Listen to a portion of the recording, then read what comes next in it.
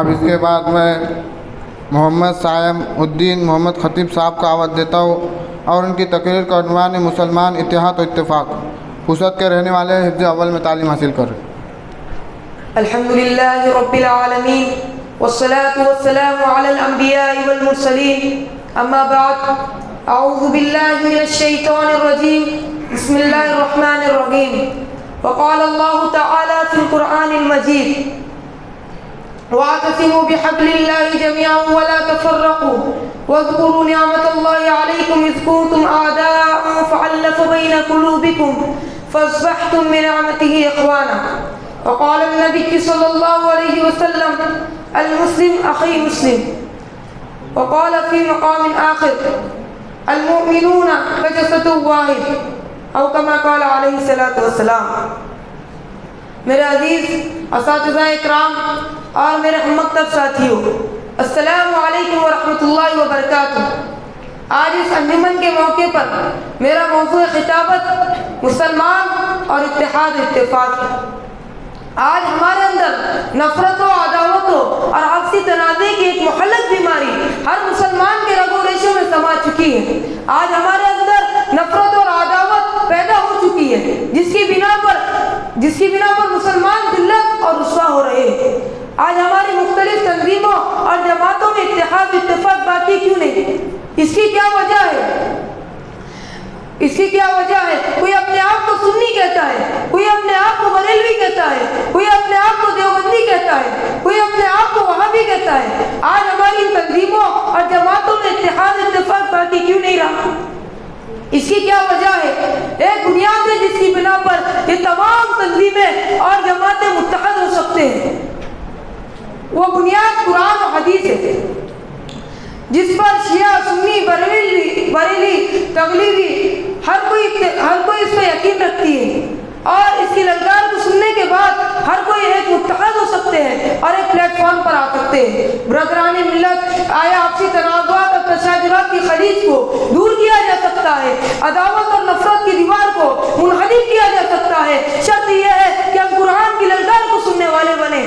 ہم مسلمان ہیں، دین اسلام پر ہمارا ایمان ہے، احکام الہی پر ہمارا ایمان ہے، حاجی رسول کا فرمان ہے جس پر سب کچھ قربان ہے۔ تو آئیے رسول کا فرمان سنیے، قرآن و حدیث کا فرمان سنیے، اور اپنی زندگی میں سے عداوت و نفرت کو دور کرنے کی کوشش کیجیے۔ قرآن کہتا ہے ان هذه امتكم امة واحدة وانا ربكم فاتقون۔ جب قرآن ہمیں ایک کہہ رہا ہے، رسول اکرم صلی اللہ علیہ وسلم کی حدیث جس میں آپ صلی اللہ علیہ وسلم نے فرمایا مسلمان ایک جسم کے مانند ہے، جب ہمیں رسول اکرم صلی اللہ علیہ وسلم ایک جسم کے مانند بتا رہے ہیں تو ہمارے اندر اختلافات، تنازعات و تشاجرات کیوں پیدا ہو گئی؟ عداوت و نفرت کیوں پیدا ہو گئی؟ ہم منفرد اور الگ الگ کیوں ہو گئے؟ اس کی کیا وجہ ہے؟ جس قوم و ملت نے انتشار و تنازعات، نفرت و عداوت کو اپنایا، وہ قوم کبھی بھی کامیابی و کامرانی کا چہرہ تک نہیں دیکھتی اور ذلت اور اندھیرے کنویں میں گر پڑتی۔ اور جس قوم نے اتحاد و اتفاق اور یہ چیز تھی وحدت و جمعیت کو اپنایا، وہ قوم نے کامیابی و کامرانی کے اونچے پہاڑوں پر نظر آتی ہے۔ شریعت اسلام ہمیں اتحاد و اتفاق کی تعلیم دیتا ہے، شریعت اسلام ہمیں نفرت و عداوت سے دور رہنے کی تعلیم دیتا ہے، شریعت اسلام ہمیں اخوت و محبت کی تعلیم دیتا ہے، اخوت و محبت کی تعلیم دیتا ہے۔ لیکن آج مسلمانوں نے شریعت اسلامی کے فضول بحث و تکرار اور آپسی ضد کی بنا پر کچھ کا کچھ بنا دیا۔ سینکڑوں ٹولیاں اور جماعتیں آپس میں بنی، جس کی ایسی گت بنی کہ جو قوم دنیا کو ہدایت لانے کے لیے لائی گئی تھی، وہ قوم آپسی تنازعات اور عداوت اور نفرت میں پڑی ہوئی ہے۔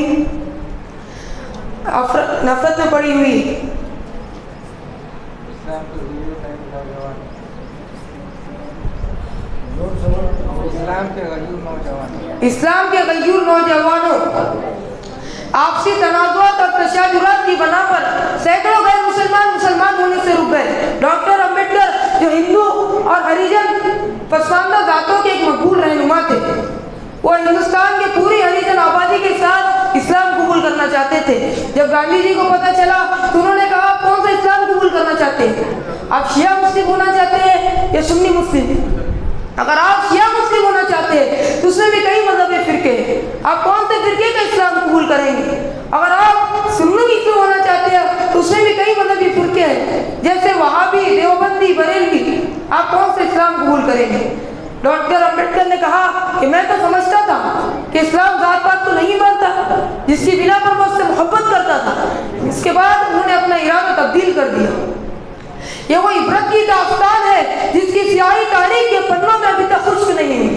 اے لا الہ کے وارث، باقی نہیں ہے تجھ میں گفتار دل برانہ، کردار طاہرانہ، تیری نگاہ سے دل سینوں میں کانپتے تھے، کھویا گیا ہے تجھ میں جذبہ قلندرانہ۔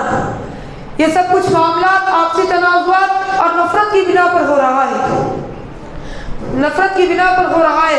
ابھی بھی موقع ہے، متحد ہو جاؤ اور ایک ہو جاؤ، آپس کی خلیج کو دور کرو، آپسی تنازعات اور تشادرات کو دور کرو، ایک اور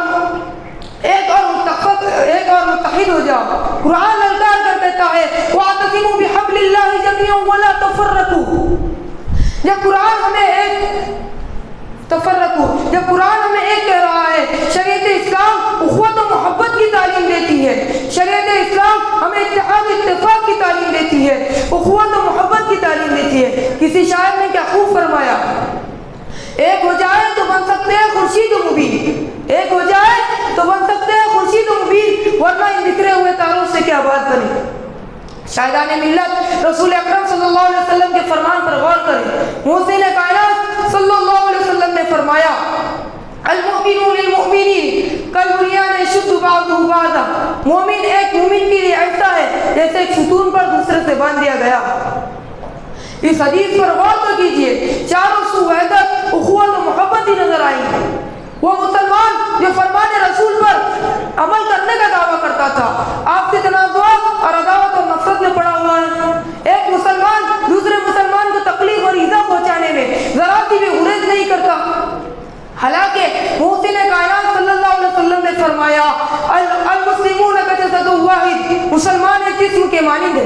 ہونا تو ایسا چاہیے تھا کہ اگر ایک مسلمان کو تکلیف ہو تو دوسرا مسلمان اس کو محسوس کرے، اگر ایک مومن کو چوٹ لگے تو دوسرا مسلمان یہ کہتے ہوئے اخوت کا حق ادا کرے کہ تو چوٹ لگی تجھ کو، درد مجھ کو ہوتا ہے، چوٹ لگی تجھ کو اور درد مجھے ہوتا ہے۔ رب کائنات کے فرمان پر غور تو کیجیے، اللہ سبحانہ وتعالی نے فرمایا انما المؤمنون اخوة فاصلحوا بین ابویکم۔ جب قرآن مسلمان کو بھائی بھائی کہتا ہے، رسول اکرم صلی اللہ علیہ وسلم کے ایک حدیث میں آتا ہے المسلم اخی مسلم، جب حدیث سے اخوت ثابت ہے تو ہم قرآن کے خلاف قدم کیوں اٹھاتے ہیں، حدیث کے خلاف قدم کیوں اٹھاتے ہیں؟